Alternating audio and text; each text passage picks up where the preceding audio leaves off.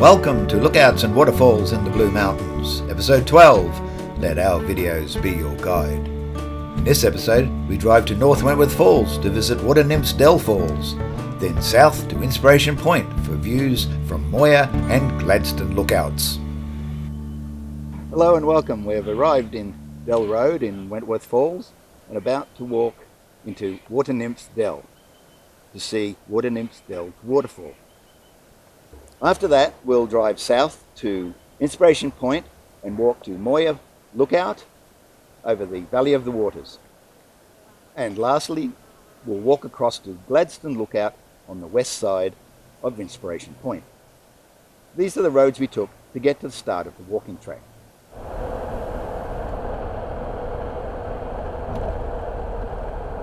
We have followed the M4 motorway from Sydney onto the Great Western Highway and will turn off to the right into Station Street, 39.1 kilometres from the bridge over the Nepean River. If your vehicle has a trip meter, set it to 0 as you'll exit onto Station Street.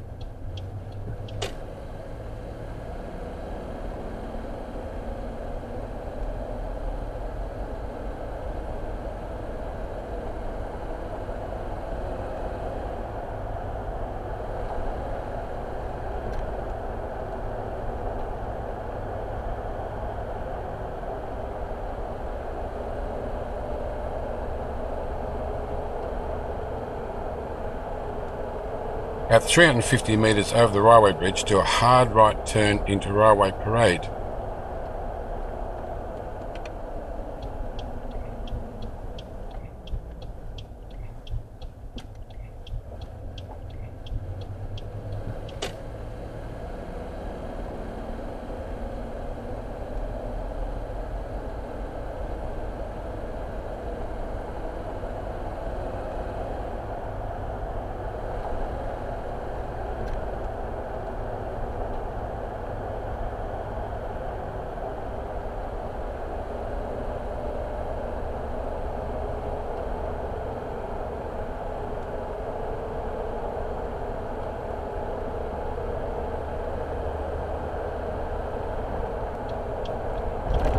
Then at 1.4 kilometres turn left into Dell Road that immediately turns into dirt.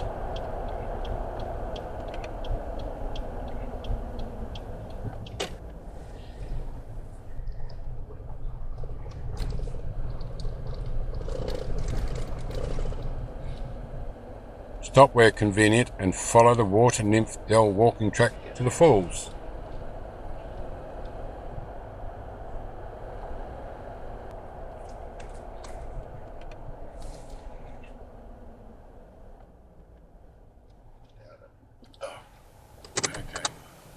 As usual, we have not seen the walking tracks, and as always, they're a bit of a mystery, and sometimes a pleasant surprise.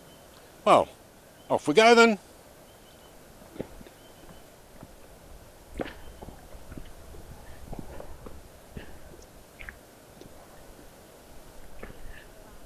This is a forgotten track. Do we know anything about the area, Graham? I always have something for our viewers.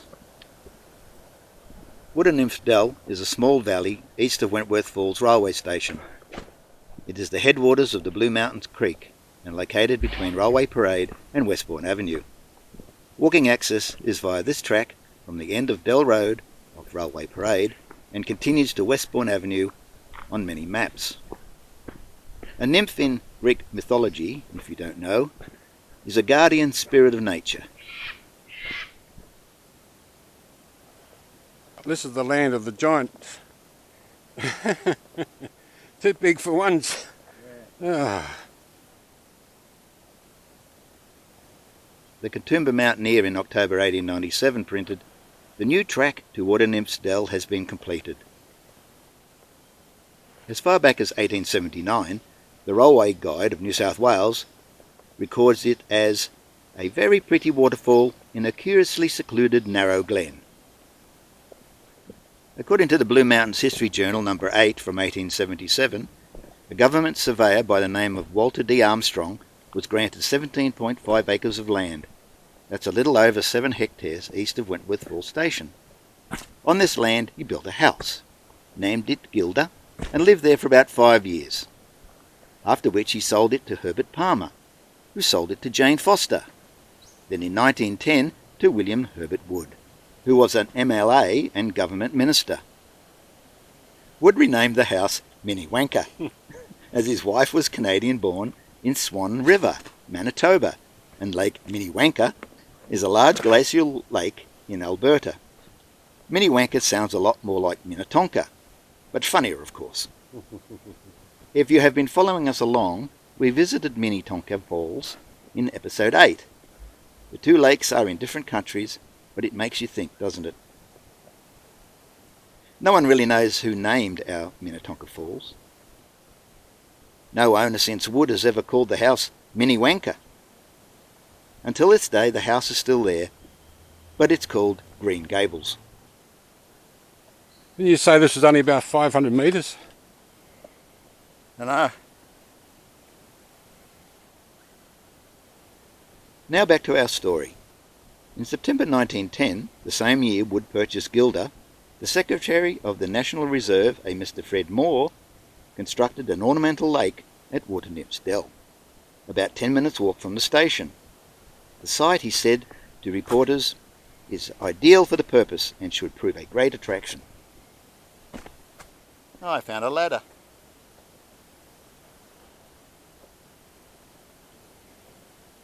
Nine years later, in January 1919, the Blue Mountain Shire Council received a letter from the Department of Lands, notifying the council that Mr. Wood had agreed to surrender to the Crown an area of 30 acres at Water Nymph's Dell, conditionally upon being granted an equal area in exchange. Where he got those 30 acres no one seems to know. His initial purchase was 17.5 acres, as I mentioned earlier. Did Wood acquire Water Nymph's Dell after the lake was built, only to give it back to the government 9 years later? Maybe he did. I don't think the government looked after the lake very well, because no one seems to know where it was. Let us know in the comments if you've seen it. It is at night that Nymph's Dell has a wonder that is unique and relatively unknown. A myriad of small glowworms live contentedly among the mosses and the cracks between the horizontal layers of rock, and convert the dell into a Venetian carnival at night. Each of the worms carries his own bright blue headlight, and their presence in great numbers at fairly regular intervals turns the scene into something of another world. Have you seen the glowworms at Water Nymph's Dell? Let us know in the comments.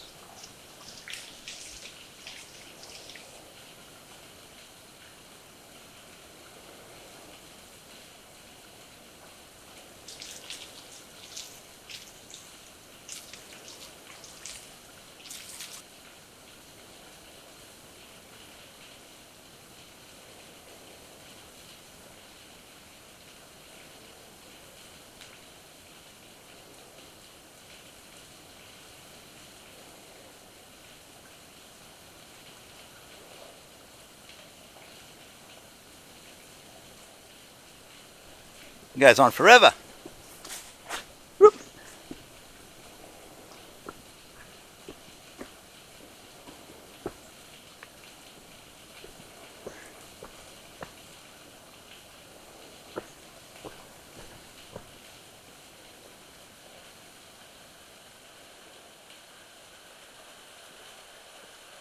Oh, there's more waterfall over here.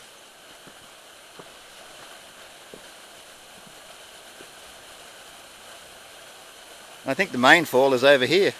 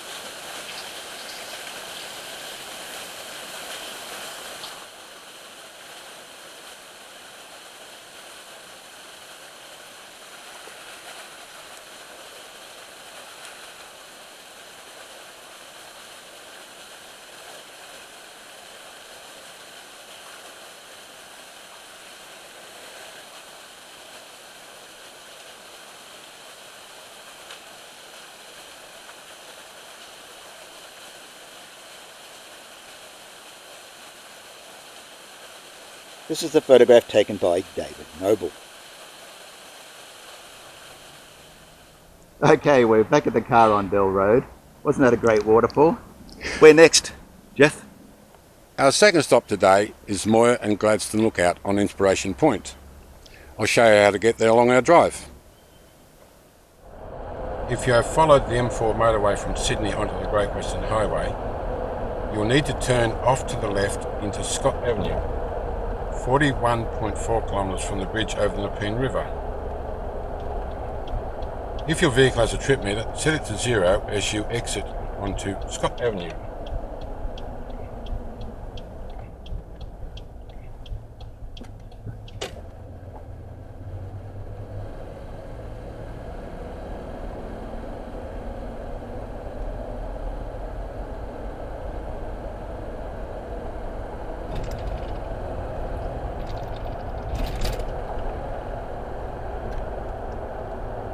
Follow Scott Street for 1 kilometre and make a left turn into Gladstone Road, and at 2 kilometres turn left onto Fitzroy Street.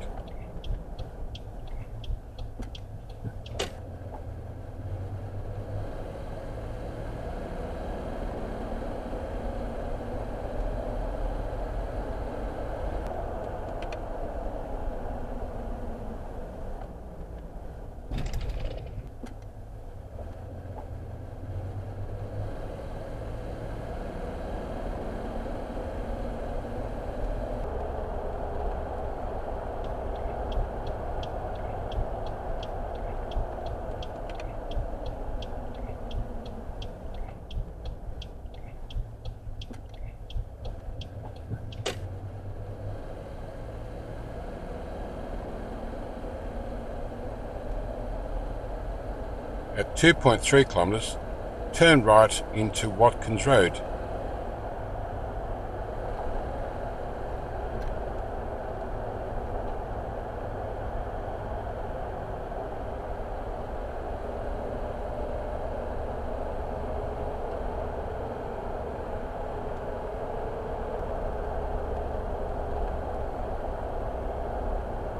At 2.6 kilometres at the end of the road, turn left into Sublime Point Road.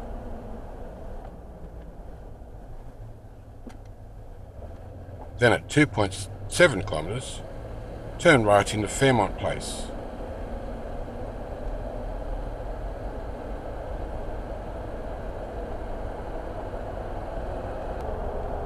At 2.8 kilometres, stop in the car park on the right or park where convenient. Then walk to the lookout. Start of the walk may be difficult to find, but if you stay on the resort's southern boundary, the track will appear.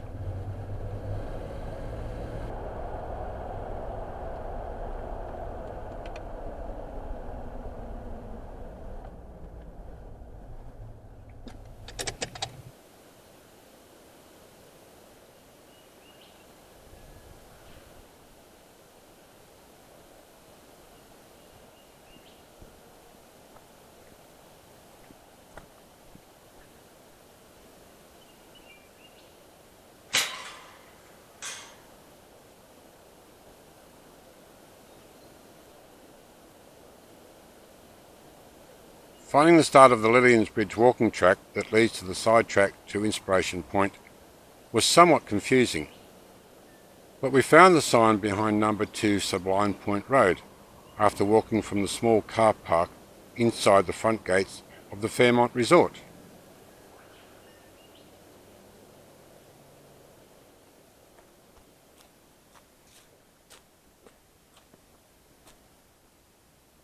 I guess you are going to tell us about the Gladstone coal mine, Graham. Indeed I am, but first, Moya Point Lookout is on the eastern side of Inspiration Point, above and on the eastern side of Roberts Pass. This lookout is directly opposite the Wentworth Falls and gives one of the best overall views of the cliff line, although a long way away. Moya is a Sudanese Arabic word meaning water. In the last episode, I mentioned that in 1882, landowners in the vicinity of Springwood held a meeting to consider whether coal should be mined in their area. 3 different seams of coal and shale had been seen in the Megalong and Jamathon valleys by Campbell Mitchell in 1870 and by Reverend William Brainwaite Clarke in 1841 and 1871. In early 1885, land between Wentworth Falls and Leura was purchased by Robert Henry Reynolds. He obtained mining rights for the land and incorporated the Gladstone Coal Company, along with Ernest Parish Stephen, Charles Bate, Matthew Henry Stephen, and Lewis Cohen as directors. Some of the land purchased was subdivided and partially sold, thus creating the coal mining town of Gladstone. The first major obstacle to overcome for the Gladstone Coal Company was the coal was almost 1,200 feet, that's 365 metres, below the railway line 2 miles away, that's 3.2 kilometres. So it was decided to build a Blychart pendant tramway, that's a bucket conveyed on a suspended moving cable. It was designed and directed by Oscar Schultz and Co. to reach the exposed level of coal down in the valley. The tramway would carry the coal from the mine via a convenient gully on the western side of Inspiration Point to a railway siding being constructed for that purpose. For the descent from the ridge top to the mine level, the gully kept the tramway gradient to an average of 21 degrees. Here is the path the pendant tramway took to the railway siding.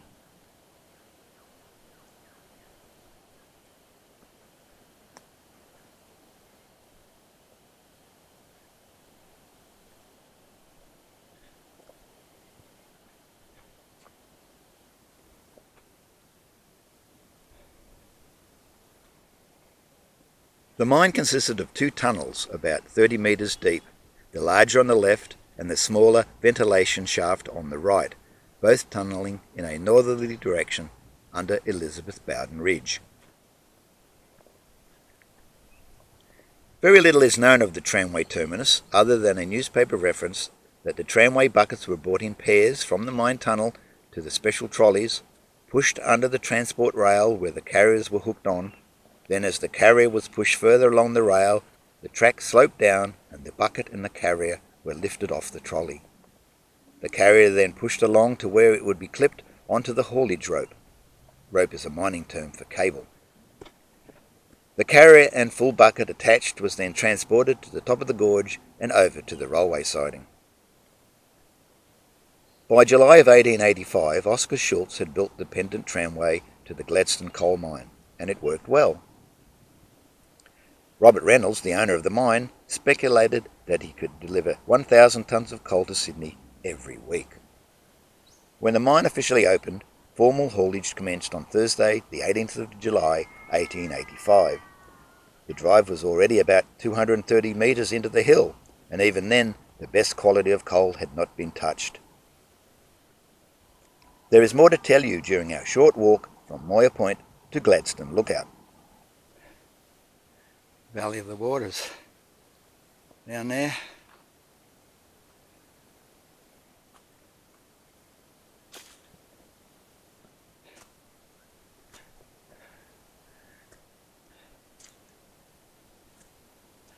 There's a turn off to Gladstone Lookout. We'll go to Moya first. There's a sign down here to Moya Point and Moya Lookout.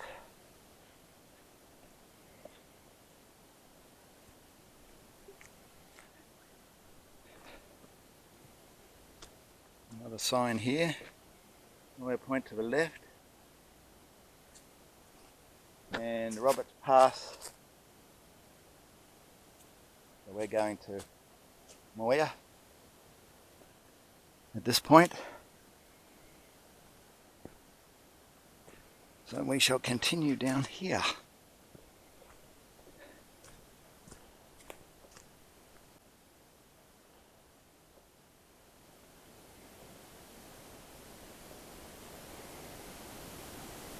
Okay, so we're here.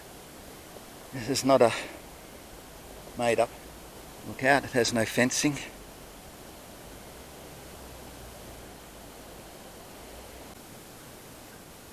More of an outcrop here. This is all volcanic lava that's seeped out over the millions of years, and it's harder than the sandstone underneath. So it has survived. You can walk down a bit further. down there. But I think this point here is the highest. That just goes out on the very point.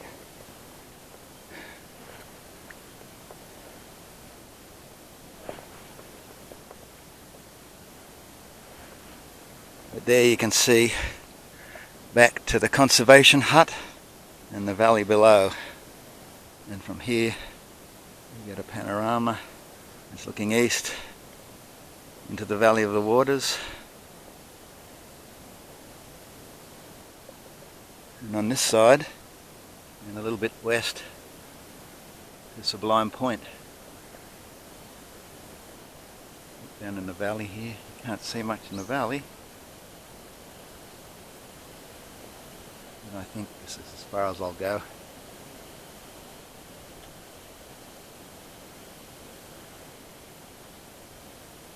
Very nice.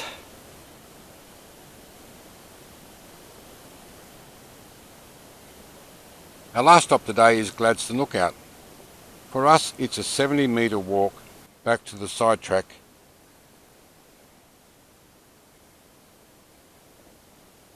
and another 130 metres to the lookout. Jeff, tell us more about the Gladstone coal mine. All did not go well for Mr. Reynolds and the Gladstone Coal Company. In March of 1887, after only 2 years, the pendant tramway stopped operation. No official notice of closing or why it closed is known. However, on the 18th of that month, action against Reynolds and the Gladstone coal mine was brought before the Supreme Court of New South Wales by Oscar Schultz for £5,000 damages for breach of agreement in respect of the erection of the pendant tramway. Schultz lost the case, but did this add to the mounting problems and debt the Gladstone coal mine was accumulating? Consequently, the Gladstone Coal Company went into liquidation. According to New South Wales Government Railways records, only 745 tonnes of coal were ever conveyed by rail to Sydney, and there are no records of coal being shipped via the Bathurst Road, now called the Great Western Highway. We do know that John Britty North was operating the Katoomba Coal and Shale Company up to 1888 and had been looking for a way of developing his oil shale deposits 3.2 kilometres from his coal mine at the ruined castle across the deep forested Jamison Valley. He did have a report from consultants suggesting that aerial tramways were a feasible solution to this problem. That is a long way down. At the liquidation auction sale on February the 2nd of September 1887, John North bought the pendant tramway with all its engines, boiler and plant, shipped it to Katoomba and installed it, from where the scenic railway is today, across the ruined castle mine.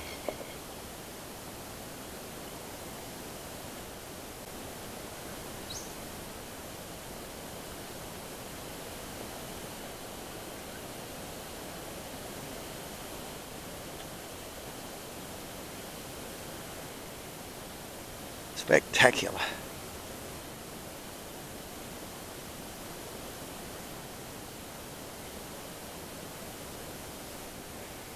Okay, if you're hearing this, I'm at Gladstone and I'm starting to head back. Right, okay, good news.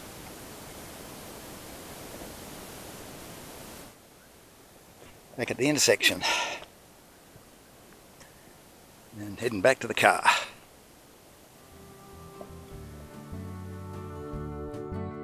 In our next episode, we drive to Leura to visit the 2 lookouts and the pool of Siloam in Leura, Dell. See you then. Bye. Bye for now. Thanks for watching. Whatever way you discover the Blue Mountains, we want you to have a safe and enjoyable experience. Whether you drive, catch public transport, or cycle to the destinations we visit here, some walking is necessary. The walks are usually short, but can contrast greatly, so you need to be aware of the risks. Have a safe and enjoyable sightseeing experience at these lookouts and waterfalls. Don't forget to subscribe and click the notification bell to be alerted when next we visit the Blue Mountains.